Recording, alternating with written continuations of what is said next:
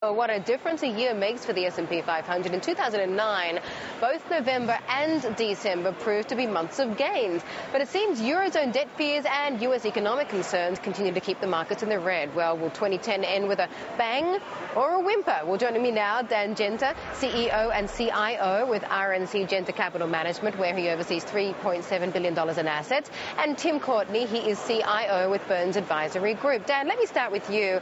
For want of a better word, it seems that the pigs are really throwing mud on this so-called Santa rally so far. Do you think that we can win this out? Do you think that December's going to be able to get out from the European debt concerns?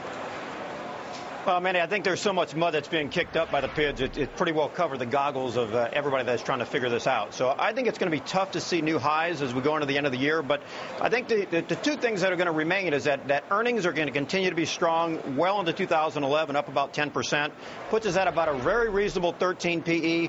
And frankly, with what's going on in Washington now, we actually have a real opportunity, if taxes stay the same, to see some multiple expansion. So we might not get there before the end of the year, but it looks like we have upward momentum going into 2011. Just real quick, Dan, before I get to Tim, when you say that 2011 earnings are going to be good, is that already priced in? Well, I think some of it's priced in. I think the current earnings certainly for 2010, but I think when we're seeing a solid 10% and probably $90, which is what we expect for 2011 on the low side, I think you can still see 10 to probably 12% of upside with a good, strong, high dividend flow. Tim, real quick, where are you seeing opportunity? I think just in the broad markets in general, right now, trailing 12 months, the PE is around 16 for the broad markets. And based on where interest rates are right now, the PE should be closer to 20 to 24. So I think actually bad news is priced into stocks right now.